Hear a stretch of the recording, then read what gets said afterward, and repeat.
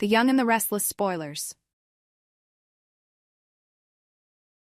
In the shadows of Genoa City, where lives were constantly entangled with secrets, betrayal, and revenge, Jordan had always been a master of manipulation. But as time passed and her plans began to unravel, she found herself setting her sights on someone even more vulnerable, someone whose potential for harm was yet untapped.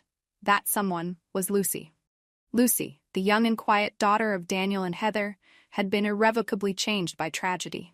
The death of her mother left her isolated, withdrawn, and full of pain. Once an innocent child, she was now a figure of mystery, speaking little to no one, retreating into her own world. Jordan, ever perceptive, saw the raw potential for manipulation in Lucy. The girl was drowning in grief, a prime target for someone like Jordan, who thrived on turning pain into power. Jordan's twisted mind saw Lucy as the perfect subject for her next project, a plan to mold her into something far more dangerous than anyone could imagine. She saw in Lucy the potential to become a second Claire, another ruthless, cold-hearted killer who would do her bidding without question. Jordan's strategy: brainwashing. Jordan's first step in turning Lucy into a weapon of vengeance was simple but insidious.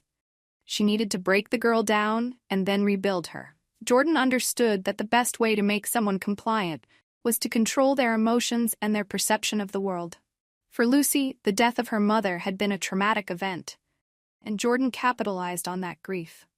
She filled the girl's mind with a narrative. Sharon and Nick were to blame for Heather's death. They had caused her pain, they had taken her mother away, and they must be made to pay. In the mind of a child, truth and lies often blur, and Lucy, with her young heart full of unresolved sorrow, was easily led.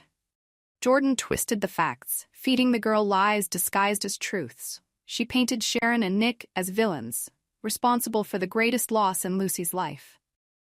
The more Jordan whispered in her ear, the more Lucy began to believe that revenge was not only justified, but necessary. To Lucy, it was no longer about right or wrong, it was about finding a way to cope with the pain. But Jordan wasn't just planting the seeds of hate, she was preparing Lucy for something far darker. She wanted to make Lucy not just an instrument of revenge, but a weapon, a trained assassin capable of carrying out her orders without question or hesitation. The danger of Phyllis and Daniel's obsession. Meanwhile, Daniel and Phyllis, consumed by their own grief and rage over Heather's death, were unknowingly neglecting the most important thing in their lives: their daughter. Their obsession with vengeance, their obsession with making Sharon and Nick pay for what had happened, blinded them to the emotional needs of Lucy. In their quest for justice, they failed to see how much pain Lucy was still carrying. They failed to see the subtle changes in her behavior, the increasing distance she put between herself and the world. By the time they realized what was happening, it was too late. Jordan's manipulation had gone unchecked for far too long. Lucy was no longer the innocent child who once cried for her mother. She was becoming a reflection of the monster Jordan had created. Lucy's heart was hardened, her mind twisted by the lies Jordan had fed her. The girl was ready to do whatever it took to carry out the revenge she had been promised. The kidnapping, a dangerous escape. Jordan's ultimate plan was to take Lucy away from Genoa City, to a place where no one could find them.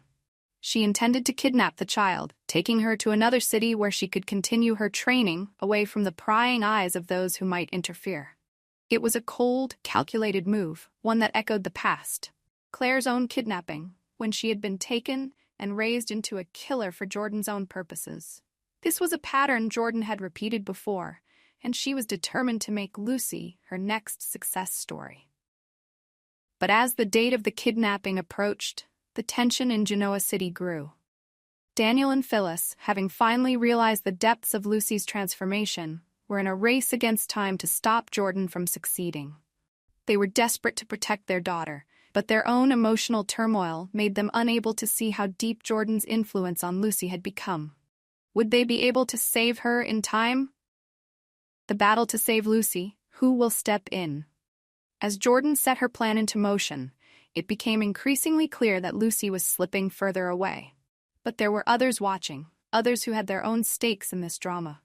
Nikki, ever the protector, could sense that something was terribly wrong. She had seen the same dangerous manipulation in Jordan before, and knew that Lucy was in grave danger. However, Nikki could not do this alone. Mariah, who had been a victim of Ian Ward's manipulation in the past, could feel the familiar echoes of control that Jordan had exerted over Lucy. She recognized the signs of a child being turned into a weapon, and she knew she had to act before it was too late. As the tension reached a fever pitch, Michael, ever the strategist, called for an emergency meeting. He had learned of Jordan's plans and realized that the only way to stop her was to act quickly. The entire town of Genoa City was on edge, aware that the forces of evil were once again at work in their midst. Would they be able to stop Jordan from taking Lucy away? Or was it already too late to save her from the path of destruction? The clock was ticking, and as the threat of Jordan's machinations loomed large, everyone in Genoa City was left wondering. Who could possibly stand up to the woman who had twisted so many lives before? And would anyone be able to stop her from turning Lucy into the next victim of her dark, twisted games? The battle for Lucy's soul had begun. The question was, who would win?